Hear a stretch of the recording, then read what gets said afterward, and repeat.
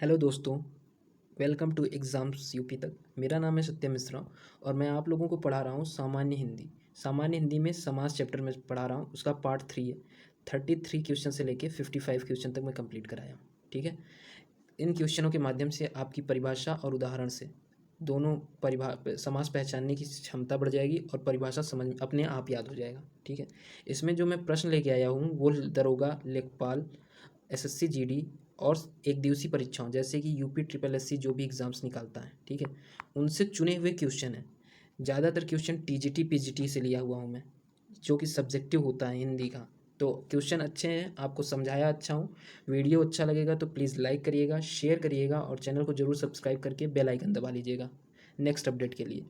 तो चलिए वीडियो को शुरू करते हैं। वीडियो अच्छा लगे तो प्लीज़ कमेंट करके ज़रूर बताइएगा और कुछ क्वेश्चन मैं पूछा हूँ तो उनको भी आप ज़रूर से ज़रूर कमेंट में उत्तर दीजिएगा। तो चलिए शुरू करते हैं हम। क्वेश्चन कहता है सिंह द्वार शब्द में समास है सिंह द्वार। तो सिंह द्वार को अगर हम समास को विग्रह करते हैं तो क्या निकल के आएगा?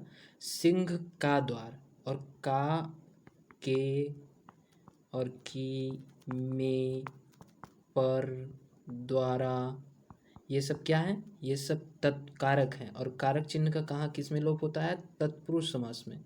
तो ऑप्शन दिया हुआ है तत्पुरुष, अव्ययी भाव, कर्मधारय है, इनमें से कोई नहीं। तो ये कौन सा ऑप्शन सही होगा? Option A is the right option. ठीक है, नेक्स्ट क्वेश्चन कोषकार। कोषकार, ठीक है, तो कोषकार, कोषकार को अलग करेंगे तो कोष का कार। ठीक है, जहाँ पे कोष का कार, ठीक, जहाँ पे क्या होगा? भंडारण होगा किसी भी चीज़ का। तो ये का क्या बताता है? कारक। तो कौन सा कारक होगा? तत्पुरुष, अव्ययी भाव, कर्मधारय, द्विगु। तो क्या होगा? तत्पुरुष समास। यूपी टीजीटी में आए हुए हैं दोनों प्रश्न। चलिए नेक्स्ट प्रश्न देखता हूँ। यथोचित, यथोचित, यथोचित में क्या होगा? कर्मधारय, बहुव्रीहि, तत्पुरुष या अव्ययी भाव। तो यथोचित, ठीक है, अगर इसका अलग करते हैं तो क्या होगा? यथाधन उचित, उचित। तो यथा का कोई सेंस निकल रहा है अपने आप में? नहीं। उचित अनुचित का अपना सेंस निकल रहा है। तो जहाँ पे उत्तर पद का सेंस निकले और प्रथम पद क्या हो? अव्यय उपसर्ग के रूप में हो, ठीक है, तो वो क्या होगा? अव्ययी भाव समास। तो अव्ययी भाव समास में क्या? पहला पद छोटा और प्रधान, मतलब दूसरा वाला ये जो पद होता है ये उत्तर पद जो होता है ये इसका सेंस होता है, लेकिन ये प्रधान होता है। जब यथोचित हुआ तो इसमें प्रधानता दिख रही है ना। यथोचित से उचित शब्द का सेंस खत्म हो गया। यथा लगते ही उचित शब्द का सेंस खत्म हो गया। यथोचित का मतलब जैसे का तैसा ही। ठीक है, इसमें आया हुआ है, ये यूपी टीजीटी एग्जाम में आया हुआ है। नेक्स्ट क्वेश्चन देखते हैं। नरभक्षी, क्या? नरभक्षी बहुव्रीहि है, तत्पुरुष है, कर्मधारय है, द्विगु है। तो नर का भक्षण करने वाला, नर का भक्षण करने वाला, भक्षण करने वाला, ठीक है, तो वो क्या कहलाएगा? नरभक्षी कहलाएगा। और नरभक्षी में का, नर का, समझ रहे हैं ना? तो कारक चिन्ह, कारक चिन्ह जहाँ आएगा वहाँ क्या हो जाएगा? तत्पुरुष समास। नेक्स्ट क्वेश्चन पे चलते हैं। नीलांबर, ये उदाहरण मैं पहले दिया हुआ हूँ, पहले दूसरे पार्ट में दिया हुआ था। नीलांबर, नीलांबर किसका उदाहरण है? तत्पुरुष का, कर्मधारय का, बहुव्रीहि का, द्विगु का। तो नीलांबर से जो सेंस निकल रहा है नीला अंबर, ठीक है, अंबर, लेकिन नीलांबर क्या है? इन दोनों का जो सेंस निकलता है वो कुछ तीसरा ही निकलता है। ठीक है, वो कुछ तीसरा ही निकलता है, तो उसे क्या बोलेंगे? बहुव्रीहि समास। जहाँ पे क्या निकले? कुछ दूसरा ही अर्थ निकले। लोग यहाँ पे कंफ्यूज होके क्या मार देते हैं? कर्मधारय मार देते हैं कि नीलांबर है तो नीलांबर में मतलब जैसे नीलकंठ हो गया, नीलकमल हो गया, ठीक है, नील गाय हो गई। तो इससे लोग क्या सोचते हैं कि ये कर्मधारय है, लेकिन ये कर्मधारय नहीं होता है। ये क्या हो गया? ये हो जाएगा बहुव्रीहि समास। क्या हो जाएगा? बहुव्रीहि समास हो जाएगा।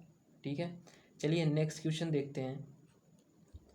सप्तर्षि, सप्तर्षि, तो सप्तर्षि क्या होगा? तत्पुरुष होगा, अव्ययी भाव होगा, द्विगु होगा, द्वंद्व होगा। तो सप्तर्षि का सप्त ऋषि, सप्त ऋषि, ठीक है।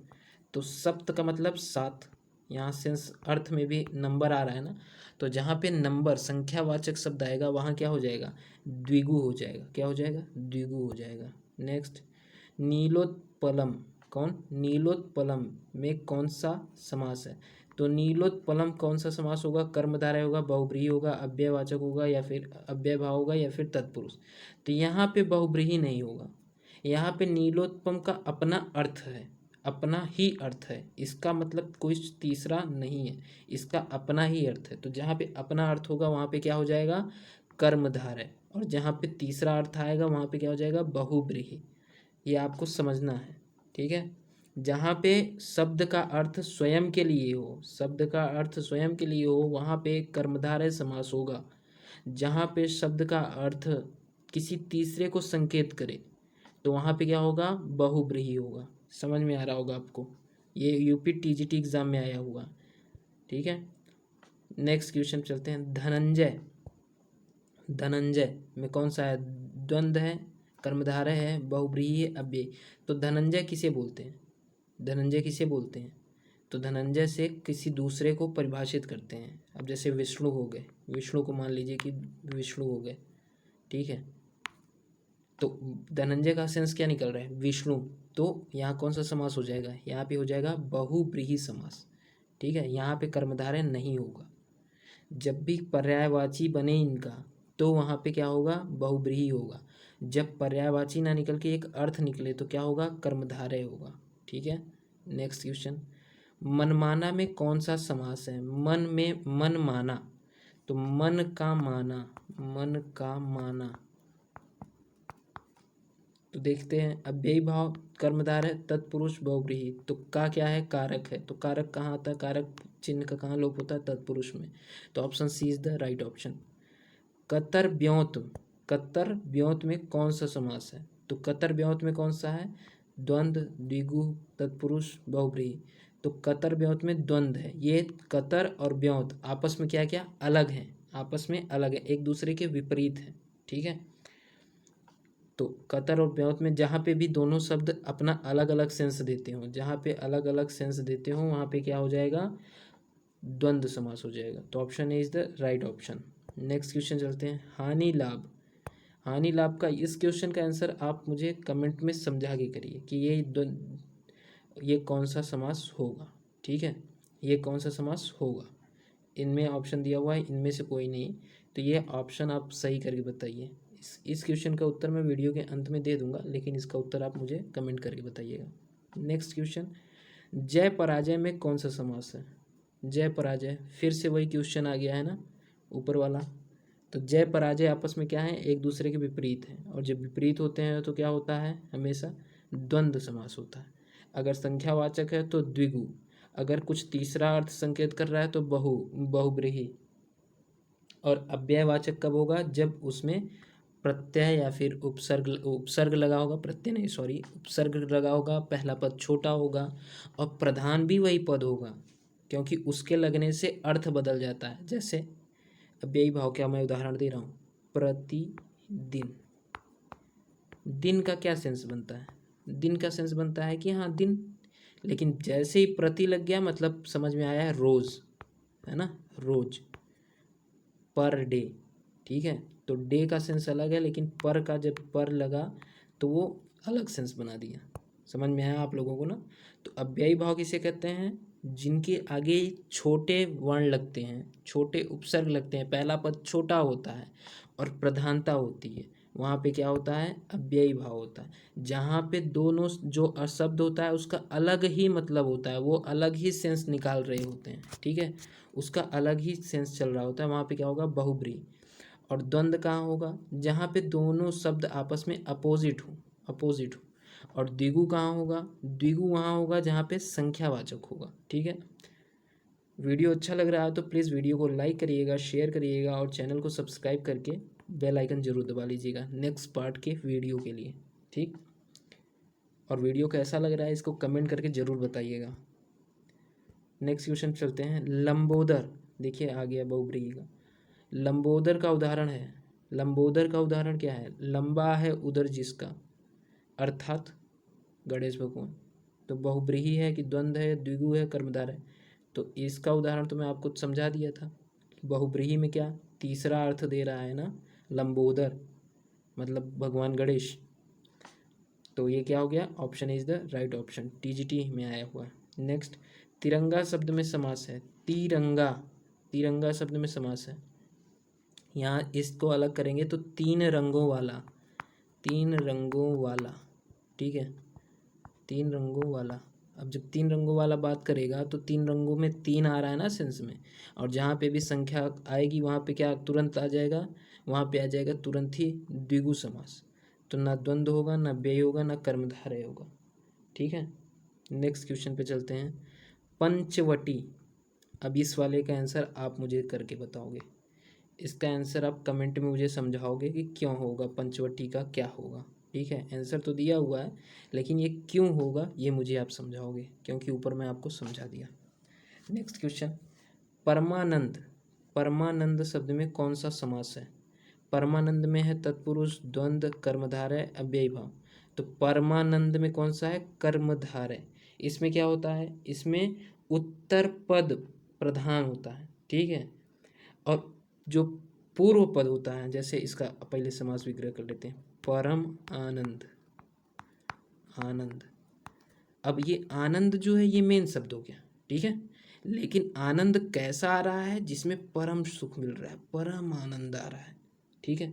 तो इस आनंद की विशेषता बता रहा है ये, और जो विशेषता बताने वाले शब्द आगे लगे होंगे तो उनमें कौन सा समास होगा, उनमें होगा कर्मधारय समास।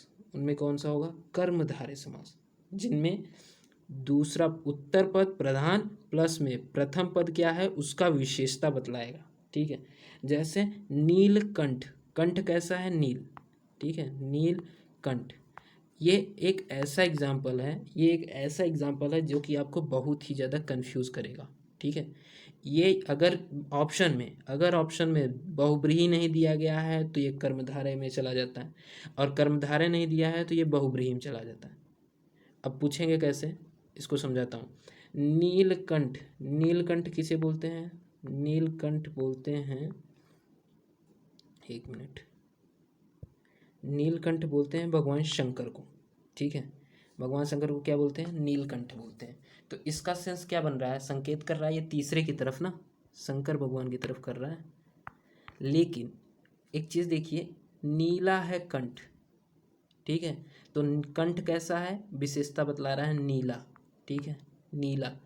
तो यहाँ पे ये जो है ये सबसे ज़्यादा बार पूछा जाने वाला क्वेश्चन है ये, ठीक, तो हमेशा इस चीज़ को ध्यान दीजिएगा। नेक्स्ट क्वेश्चन पे चलते हैं। निम्नलिखित में से द्वंद्व समास बताइए। शोकाकुल, सर्वोत्तम, वीर पुरुष, पाप पुण्य, ठीक है। तो शोकाकुल, शोक में जो कुल हो या शोक में जो परिवार हो, तो इसमें वो नहीं बता रहा है, क्या नहीं बता रहा है कि ये आपस में एक दूसरे के विपरीत है। सर्वोत्तम, सर्वोत्तम, सब में उत्तम, तो ये क्या बता रहा है कि ये भी नहीं बता रहा है। वीर पुरुष, वीर पुरुष ये भी नहीं बता रहा, लेकिन पाप पुण्य ये आपस में क्या है, आपस में क्या है, अपोजिट है, और जहाँ पे भी अपोजिट आएंगे वो क्या हो जाएगा, क्या हो जाएगा, द्वंद्व समास हो जाएगा, आपस में अपोजिट होना चाहिए, ठीक है। तो ये टीजीटी में आया हुआ क्वेश्चन है। अब देखिए नेक्स्ट क्वेश्चन, यथा रुचि में समास है। अब ये चीज़ मैं आपको समझाया था, यथा रुचि पहला मतलब प्रधान भी है और छोटा भी है, लेकिन रुचि जो है उसमें लग के अलग ही मतलब निकाल दे रहा है। रुचि इंटरेस्ट आदमी का किसी में भी हो सकती है, लेकिन यथा रुचि मतलब जैसी रुचि हो, ठीक है, जैसी रुचि हो वैसी ही लगेगी यहाँ पे, ठीक। तो क्या हो जाएगा यहाँ पे, ये हो जाएगा अव्ययी भाव समास, ठीक है। जहाँ पे जैसे प्रतिदिन, प्रतिदिन, प्रति एक, प्रति एक, प्रत्येक, है ना, यथाशक्ति, यथा रुचि, आमरण, यथाक्रम, ठीक है। नेक्स्ट पे चलते हैं। समास का शाब्दिक अर्थ होता है संक्षेप, विस्तार, विग्रह, नवीन अर्थ। तो समास का शाब्दिक अर्थ क्या होता है, समास का शाब्दिक अर्थ होता है संक्षेप में कर देना, किन्हीं 2-3 वर्णों को एक साथ कर देना। अब जैसे लंबोदर लिखा रहे हैं, लंबोदर, तो भगवान गणेश नहीं लिखोगे आप, सीधे लंबोदर हो जाएगा। या फिर ये नहीं लिखोगे जिसका उदर लंबा हो, तो वहाँ पे क्या लिख दिए, लंबोदर। एक सेंटेंस को एक शब्द में दिखा दिए, ठीक है। या फिर सुख और दुख, तो इसको आप बीच में हाइफन लगा के क्या लिख दिए, सुख दुख, ठीक है। यथा शीघ्र, यथा और शीघ्र, ठीक। प्रति, एक, प्रत्येक, समझ रहे हैं ना, तो वो क्या कर रहा है, संक्षेप कर रहा है। नेक्स्ट क्वेश्चन देखते हैं, उपकुल में कौन सा समास है, उपकुल में कौन सा समास है। तो उपकुल, उपकुल में कौन सा है, कुल, कुल का मतलब परिवार होता है, ठीक है। कुल का मतलब परिवार, खानदान, और उपकुल का मतलब जो पटीदार लोग हो जाते हैं, ठीक है, पटीदार।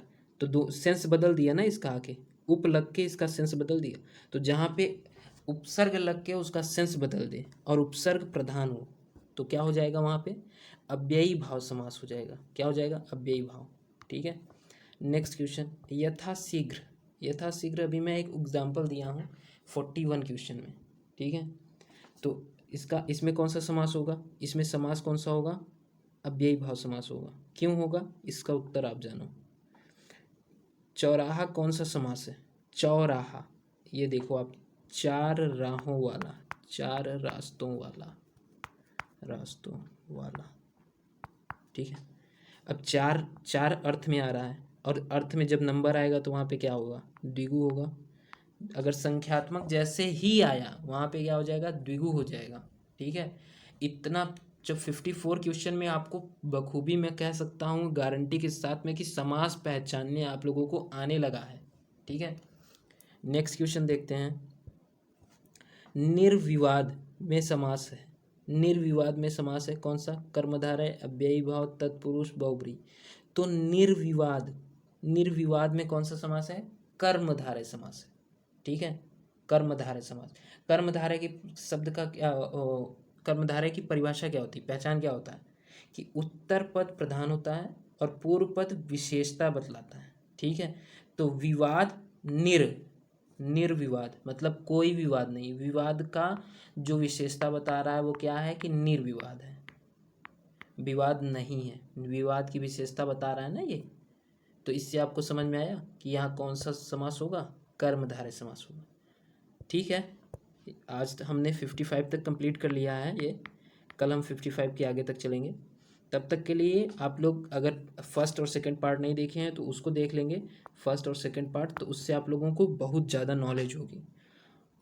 और वीडियो अच्छा लगा तो प्लीज़ वीडियो को लाइक करिएगा, दोस्तों में शेयर करिएगा, चैनल को ज़रूर से ज़रूर सब्सक्राइब करिएगा, बेल आइकन दबा लीजिएगा फॉर नेक्स्ट अपडेट, ठीक है, नेक्स्ट नोटिफिकेशन के लिए। और कमेंट में करके बताइएगा, जितने क्वेश्चन मैं छोड़ा हूँ उनको कमेंट करके बताइएगा कैसा है लगा वीडियो, ये भी बता सकते हैं आप। अगर कुछ त्रुटि या सुधार चाहते हैं, सुझाव देना चाहते हैं, तो उसके लिए भी आप कमेंट करके बताइएगा। मिलेंगे नेक्स्ट क्लास में, तब तक के लिए जय हिंद।